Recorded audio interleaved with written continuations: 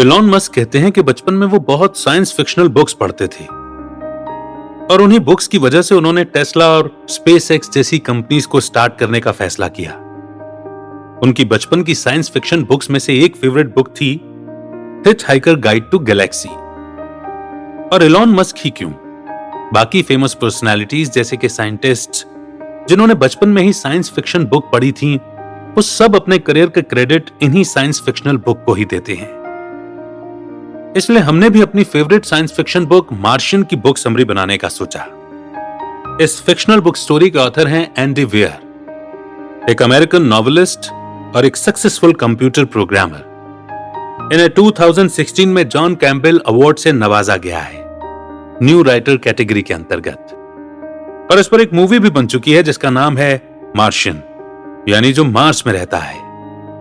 तो आइए बिना देर किए शुरू करते हैं आज की बुक समरी, यानी कि आज की fictional story Martian by Andy Weir. क्या आपने भी मार्स जाने के लिए नासा का टिकट बुक करा लिया है? क्योंकि एलॉन मस्क तो यही दावा कर रहे हैं कि 2026 तक वो मार्स पर इंसानों की कॉलोनी बना देंगे। आपको क्या लगता है, क्या ये पॉसिबल है? और अगर पॉसिबल भी है तो क्या आप मार्स पर जाने वाली फर्स्ट ह्यूमन सिविलाइजेशन में शामिल होना चाहेंगे?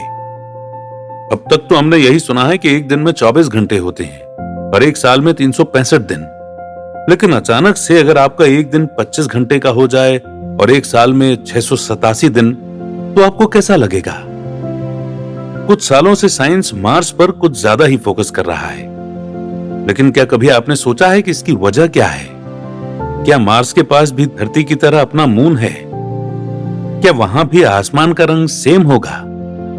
आखिर नासा को इतने करोड़ अकेले मार्स पर खर्च करने की क्या जरूरत है? भला उनकी ऐसी भी क्या मजबूरी है? तो चलिए आज हम साइंस फिक्शन बुक मार्शियन जो एंडी वेयर ने लिखी है उसमें से आपके सवालों का जवाब देने की कोशिश करते हैं। इस कहानी की शुरुआत होती है 6 एस्ट्रोनॉट्स के साथ जो मार्स पर एरीज 3 के मिशन पर जाते हैं। ये 6 एस्ट्रोनॉट बड़े शिद्दत के साथ अपना मिशन कंप्लीट करने में जुट जाते हैं और मार्स की मिट्टी के सैंपल लेते हैं कि तभी उन्हें एक मैसेज मिलता है कि वो लोग जिस लोकेशन पर मौजूद हैं वहां एक बड़ा तूफान आने वाला है। सोचिए अगर आपके साथ ऐसा होता तो क्या होता। मान लो आप मार्स पर हैं और अचानक एक बड़ा तूफान आपकी ओर बढ़ रहा है जो कि धरती के तूफान जैसा बिल्कुल भी नहीं है, और इस तूफान के बारे में आपको ज्यादा इंफॉर्मेशन भी नहीं है। बस आपको इतना पता है कि कुछ खतरनाक होने वाला है। तो उन 6 एस्ट्रोनॉट्स के साथ भी ऐसा ही हुआ। उन सबको अपना मिशन बीच में बंद करना पड़ा और सारे के सारे तेजी से अपनी स्पेसशिप MAV यानी कि मार्स एसेंट व्हीकल की तरफ दौड़ने लगते हैं। उनका स्पेसशिप 150 kph की विंड का प्रेशर हैंडल कर सकता है, लेकिन तूफान की वजह से विंड की स्पीड 175 kph हो गई थी। मिशन के छठे दिन नासा की तरफ से उन्हें मिशन रोक देने का ऑर्डर मिलता है। उनके पास वक्त बहुत ही कम था। स्पेसशिप किसी भी वक्त डिस्ट्रॉय हो सकती थी और इस सूरत में वो हमेशा हमेशा के लिए मार्स पर फंस सकते थे, और वो भी बिना किसी सपोर्ट सिस्टम के। तूफान से बचने के लिए सभी स्पेसशिप की तरफ भाग रहे होते हैं कि तभी उनमें से एक एस्ट्रोनॉट और बॉटनिस्ट मार्क वॉटनी किसी चीज से टकराकर तूफान में खो जाते हैं। मिशन के कमांडर लुइस मार्क को ढूंढने की पूरी कोशिश करते हैं, पर मार्क उन्हें कहीं नजर नहीं आते। सबको यकीन हो जाता है कि मार्क शायद उस खौफनाक तूफान में फंसकर मर चुके हैं और अब उन्हें बिना मार्क के ही धरती पर लौटना होगा। इस तरह सब लोग वहां से निकल जाते हैं। इंडोनेशिया के फ्लोरेंस आइलैंड में एक और ह्यूमन स्पीशीज की डेवलपमेंट हुई जिन्हें होमो फ्लोरेंसियंसिस बोलते हैं। कहा जाता है कि होमो फ्लोरेंसियस इस आइलैंड में तब आए जब समुद्र का पानी लो लेवल पर था। फिर कुछ टाइम जब पानी इंक्रीज हुआ तो ये लोग आइलैंड के अंदर ट्रैप हो गए और बाहर नहीं निकल पाए। इस आइलैंड में ज्यादा रिसोर्सेज नहीं थे। जिन आदि मानवों का बड़ा शरीर था उन्हें भरपेट खाना नहीं मिल पाया, तो इनमें से ज्यादातर मर गए और जो छोटे शरीर वाले थे उन्होंने किसी तरह सरवाइव कर लिया। फिर कई सेंचुरीज के बाद होमो फ्लोरेसेंसिस की जनरेशन में बौने पैदा होने लगे, जिनकी हाइट सिर्फ 1 मीटर के करीब थी और वेट 25 किलो के बराबर था। वैसे तो ये देखने में छोटे थे, मगर इनकी प्रजाति खूब फली फूली। इन्होंने शिकार करने के लिए पत्थरों से टूल्स बनाए। ये लोग हाथियों का भी शिकार करते थे, जो उनकी ही तरह बौने साइज के थे। जहां एक तरफ बाकी ह्यूमन रेस अफ्रीका से बाहर चली गई थी, वहीं ईस्ट अफ्रीका के आदि मानवों का भी लगातार विकास होता रहा। इन्हें होमो रुडोल्फेंसिस या मैन फ्रॉम लेक रुडोल्फ और होमो इरगेस्टर या वर्किंग मैन भी कहा जाता है। फिर धीरे धीरे हमारी अपनी स्पीशीज भी इवॉल्व हुई, जिसे हम होमो सेपियंस यानी वाइज मैन के नाम से जानते हैं। ये सारी आदि मानव प्रजातियां धरती में एक ही टाइम पर रहती थीं, यानी कि आज से करीब 2 मिलियन से 10,000 साल पहले। इंसानों की ये प्रजातियां हैं निएंडरथल्स, होमो सोलोएंसिस, होमो फ्लोरोसिएंसिस, होमो इरेक्टुस, होमो एर्गेस्टर और होमो सेपियंस। जब पिग्स, बियर्स, फॉक्सेस और बाकी जानवरों की इतनी प्रजातियां होती हैं, तो इंसानों की क्यों नहीं हो सकती? लेकिन सिर्फ होमो सेपियंस ही इतने लंबे टाइम तक क्यों टिके रहे, इसकी भी एक इंटरेस्टिंग स्टोरी है। करीब 1,50,000 साल पहले ईस्ट अफ्रीका में रहने वाले होमो सेपियंस को बाकी दुनिया से कोई मतलब नहीं था। ये लोग हंटर गैदरर थे। फिर आग की खोज हुई। ये लोग खाना पकाने और जंगली जानवरों को डराने के लिए आग का इस्तेमाल करने लगे। साइंटिस्ट्स मानते हैं कि इस युग का होमो सेपियंस हमारे जैसा ही लगता था। अब इन्होंने खाना पकाना तो सीख लिया था, तो पका हुआ खाना खाने की वजह से जबड़ों को कम मेहनत करनी पड़ती थी। इसीलिए होमो सेपियंस के अपने पूर्वजों के मुकाबले छोटे जबड़े और टीथ थे, और इनके ब्रेन का साइज भी हमारे जितना ही था। थ्योरेटिकली बोलें तो अगर आज कोई होमो सेपियंस किसी मुर्दा घर में पड़ा होता, तो शायद पैथोलॉजिस्ट को उसमें कोई अजीब बात नजर नहीं आती। 70,000 साल पहले होमो सेपियंस ईस्ट अफ्रीका से बाहर निकला। उसने अरेबियन पेनिसुला को क्रॉस किया और वहां से यूरोप और एशिया चला गया। उन्होंने देखा कि यहां तो निएंडरथल्स और दूसरे ह्यूमन स्पीशीज पहले से ही बसी हुई थी। अब आगे क्या हुआ होगा, इस बारे में साइंटिस्ट्स के पास 2 थ्योरीज हैं। पहली थ्योरी है इंटरब्रीडिंग थ्योरी, यानी कि होमो सेपियंस ने यूरेशिया में निएंडरथल्स के साथ मेटिंग करके अपनी जनरेशन को आगे बढ़ाया होगा।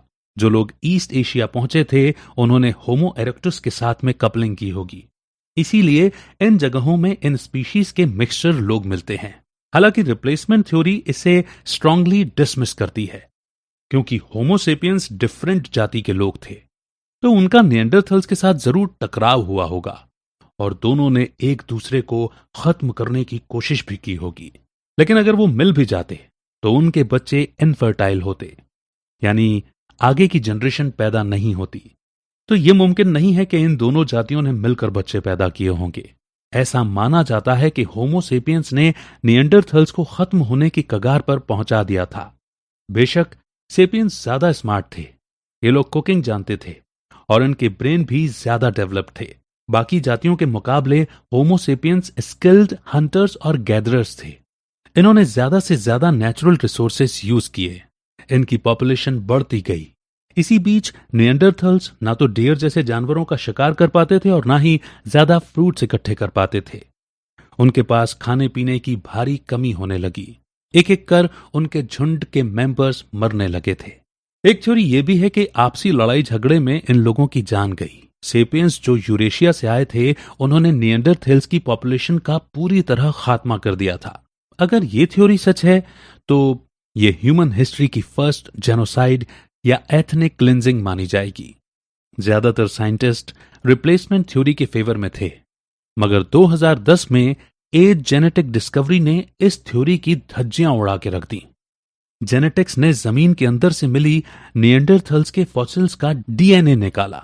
उन्होंने इसे मॉडर्न ह्यूमन के डीएनए से कंपेयर किया तो पाया कि मॉडर्न यूरोपियंस और अरब्स के डीएनए में 4% निएंडरथल्स का डीएनए है। बायोलॉजी की। और अब आगे बढ़ते हैं सेकंड चैप्टर पर, जिसका टाइटल बड़ा खूबसूरत है, द ट्री ऑफ नॉलेज। 70,000 से 30,000 साल पहले कॉग्निटिव रिवॉल्यूशन हुआ था। इसका मतलब यह है कि इस टाइम तक होमोसेपियंस काफी इंटेलिजेंट हो चुका था। वो समुद्र पार करके ऑस्ट्रेलिया पहुंचा। उसने बोट्स, बो और एरो यानी धनुष बाण, ऑयल लैंप्स और सुई जैसी चीजें इन्वेंट कर ली थी। इसी युग में शायद दुनिया का पहला आर्ट वर्क भी क्रिएट किया गया होगा, क्योंकि स्टिडल केव जर्मनी में इस टाइम का एक स्टिडल लॉयन मैन का स्टैच्यू मिला है। ये मूर्ति हाथी दांत की बनी है, जिसका हेड लॉयन का है और बॉडी इंसान की। स्टिडल लॉयन मैन सिर्फ पहला आर्टवर्क नहीं है, बल्कि प्रूफ है इस बात का कि उस टाइम तक इंसान ने रिलीजन की खोज कर ली थी और उसके अंदर इतनी एबिलिटी थी कि वो उन चीजों के बारे में भी सोच सकता था जो रियल में एग्जिस्ट नहीं करती। तो आखिर ये कॉग्निटिव रिवॉल्यूशन हुआ कैसे? साइंटिस्ट मानते हैं कि सेपियंस के ब्रेन में कोई जेनेटिक म्यूटेशन जरूर हुआ होगा। उनके न्यूरॉन्स कुछ इस तरह से उलझे होंगे कि उन्हें हाई लेवल की इंटेलिजेंस पावर मिली होगी। मगर सवाल यह है कि सिर्फ सेपियंस में ही इस तरह की म्यूटेशन क्यों हुई? ये निएंडरथैल्स में क्यों नहीं हुई? इस बारे में अभी तक कोई सॉलिड थ्योरी नहीं मिल पाई है। ये एक रैंडम चांस भी हो सकता है। कॉग्निटिव रिवॉल्यूशन का मोस्ट इंपॉर्टेंट इम्प्लीकेशन ये है कि सेपियंस ने एक नए टाइप की लैंग्वेज इन्वेंट की। ये बड़ी यूनिक लैंग्वेज थी जो किसी भी दूसरी स्पीशीज के कम्युनिकेशन के तरीकों से ज्यादा कॉम्प्लेक्स थी। सेपियंस ने जो नई लैंग्वेज यानी कि नई भाषा डेवलप की थी, ये कोई फर्स्ट लैंग्वेज नहीं थी। चींटियां और मधुमक्खियां भी अपनी लैंग्वेज यानी अपनी भाषा में बात करती हैं। वो एक दूसरे को खाने की इंफॉर्मेशन देने के लिए कम्युनिकेट करती हैं। और ना ही सेपियंस की लैंग्वेज कोई फर्स्ट वोकल लैंग्वेज थी, क्योंकि जूलॉजिस्ट ने इस बात का पता लगाया है कि बंदर भी डिफरेंट वार्निंग्स के लिए डिफरेंट कॉल यूज करते हैं। जैसे कि उनकी एक कॉल है केयरफुल, एक ईगल है, और एक कॉल होती है केयरफुल, एक शेर है।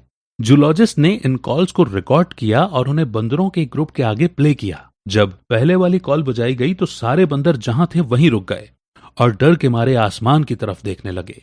फिर जब दूसरी वाली कॉल प्ले की गई तो सारे के सारे बंदर भागकर पेड़ पर चढ़ गए।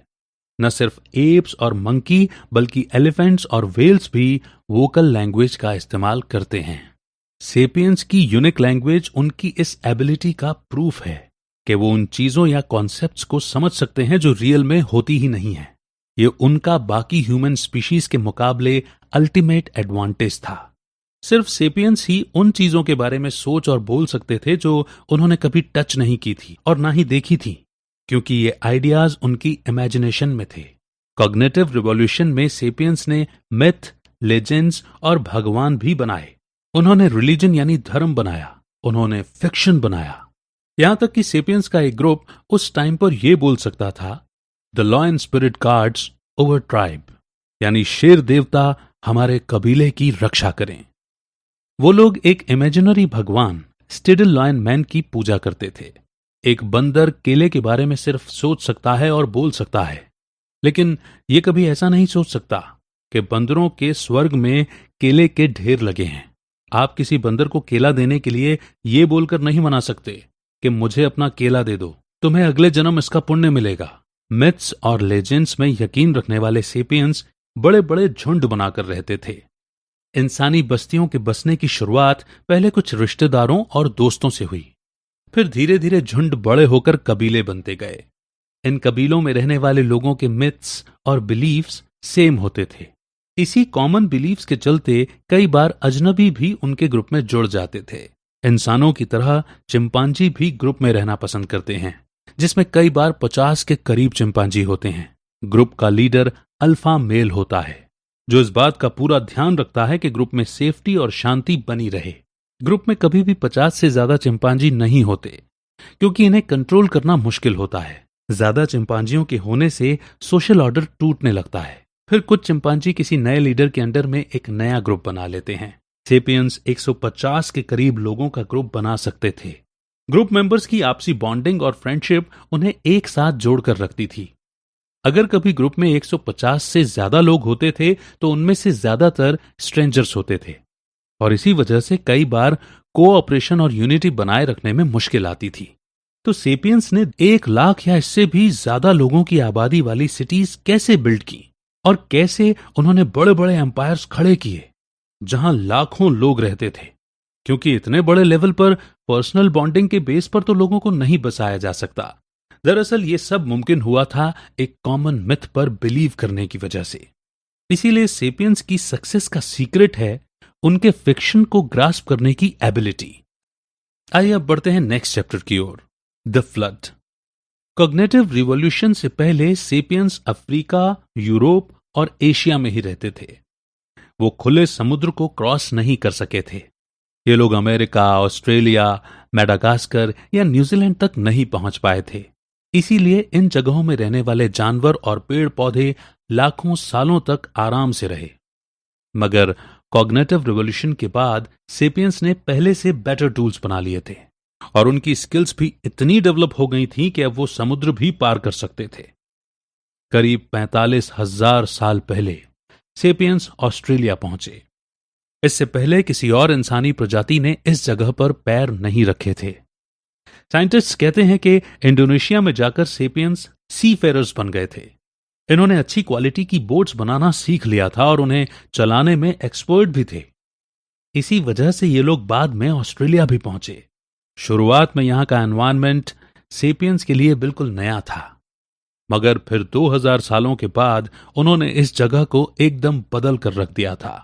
सेपियंस ने लैंड पे कब्जा किया और फूड चेन के टॉप पे जा पहुंचे, और इस तरह सेपियंस इकोसिस्टम के सबसे डेडलीस्ट स्पीशीज बन गए। सेपियंस जब ऑस्ट्रेलिया आए तो उनका सामना यहां के ऐसे जानवरों से हुआ जो उन्होंने पहले कभी नहीं देखे थे। जैसे कि यहां सेपियंस को 2 मीटर हाइट और करीब 200 किलोग्राम वेट वाले कंगारू मिले। फिर यहां एक तरह के लायंस भी थे, मार्सुपियल लायन। कंगारू की तरह इसके पेट में भी एक पाउच होता है जिसमें वो अपने एक बच्चे को रखता है। और यहां पेड़ों पर रहने वाले बड़े बड़े कोआलाज भी थे, मगर ये कडली बिल्कुल नहीं थे। बड़ी बड़ी बर्ड्स थीं जो उड़ नहीं सकती थीं, जो ऑस्ट्रिच से भी डबल साइज के थे। और यहां डिप्टोड्रोन भी थे, धरती का एक लार्जेस्ट मार्सुपियल। ये एक बड़े वोम्बेट की तरह लगता था जिसका वेट 2.5 टन के करीब था। मगर ऑस्ट्रेलिया आने के सिर्फ 2000 साल बाद ही ये सारे जानवर गायब हो गए। साइंटिस्ट इस बात को एक्सप्लेन करने की कोशिश करते हैं कि ये सेपियंस की गलती नहीं थी। उनकी दलील है कि इन बड़े जानवरों के मरने की वजह है क्लाइमेट चेंज। पर 3 ऐसे कारण हैं जो इसे एक वीक आर्गुमेंट प्रूव करते हैं।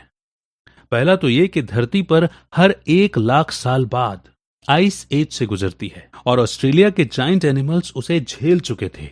जैसे उदाहरण के लिए डिप्टोड्रॉन, ऐसे 10 आइस एज सरवाइव कर चुके थे। ये सच है कि आज से 45,000 साल पहले क्लाइमेट चेंज आया था, मगर ये बड़ा अजीब लगता है कि इसी दौर में ये सारे बड़े जानवर मर गए। और दूसरा कि अगर आइस एज की वजह से सारे जानवर मर गए थे तो इस हिसाब से सी एनिमल्स को भी मर जाना चाहिए था। मगर नहीं, ऐसा कोई निशान नहीं मिलता जिससे ये प्रूव हो सके कि आज से 45,000 साल पहले ये सारे जानवर अचानक गायब हो गए थे। ऐसा लगता है सिर्फ लैंड एनिमल्स पर ही इसका असर हुआ था। और तीसरा कि ये मास एक्सटिंक्शन सिर्फ ऑस्ट्रेलिया में नहीं हुआ था। जब भी सेपियंस किसी नए लैंड में सेटल हुए, उस जगह के बड़े जानवर धीरे धीरे खत्म होते चले गए। जैसे एग्जाम्पल के लिए न्यूजीलैंड में लार्ज मैमल्स 800 साल पहले गायब हो गए थे। ये वही टाइम था जब वहां फर्स्ट सेपियंस बसे थे। 50 किलोग्राम से बड़ा कोई मैमल जिंदा नहीं बचा और बर्ड्स की 60% स्पीशीज भी खत्म हो गई थी। यहां यह समझना इंपॉर्टेंट है कि जाइंट एनिमल्स यानी बड़े जानवरों की पॉपुलेशन धीरे धीरे बढ़ती है क्योंकि उनकी प्रेगनेंसी के मंथ्स ज्यादा होते हैं और एक बार में कम बच्चे पैदा होते हैं, और फिर इनकी हर प्रेगनेंसी के बीच में काफी गैप भी होता है। इसीलिए इन बड़े जानवरों को बच्चे पैदा करने और अपनी पॉपुलेशन बढ़ाने का वक्त ज्यादा नहीं मिल पाता था। इसके अलावा लार्ज मैमल्स ने ह्यूमंस को पहले नहीं देखा था। अफ्रीका के जानवरों से एकदम अलग ऑस्ट्रेलिया और न्यूजीलैंड के इन जानवरों को अपना डिफेंड करना नहीं आता था, और इस तरह ये लोग इजीली शिकारियों के हत्थे चढ़ जाते थे। इससे पहले कि ये कुछ समझ पाते, इनकी बड़ी संख्या में खात्मा कर दिया गया। यही सेम सैड स्टोरी अमेरिका के जायंट्स एनिमल्स की भी है। ये घटना भी आज से 16,000 साल पहले घटी थी। ये जगह भी ऑस्ट्रेलिया की तरह थी जहां कदम रखने वाले फर्स्ट ह्यूमन सेपियंस ही थे, लेकिन उन्होंने यहां आने के लिए बोट्स का इस्तेमाल नहीं किया ये लोग पैदल ही यहां पहुंचे थे। समुद्र का पानी तब नीचे रहा होगा। नॉर्थ ईस्टर्न साइबेरिया से नॉर्थ वेस्टर्न अलास्का तक एक लैंड ब्रिज है। उस वक्त सेपियंस के सामने जो सबसे बड़ा चैलेंज था वो था यहां का बेहद ठंडा मौसम। यहां टेम्परेचर -50 डिग्री सेल्सियस तक ड्रॉप हो जाता था। निएंडरथल्स ने इस एरिया तक जाने की कभी कोशिश नहीं की थी, लेकिन सेपियंस उनसे स्मार्ट थे। उन्होंने स्नो शूज और थर्मल कपड़े बनाए। जानवरों की खाल और फर से कपड़े सिलने के लिए ये लोग सुई का इस्तेमाल करते थे। आर्कोलॉजिस्ट को इस बात के कई प्रूफ मिले हैं कि सेपियंस के कई ग्रुप जो साइबेरिया गए वहां उन्होंने अपनी बस्तियां बसाई थी। ये लोग मैमथ हंटर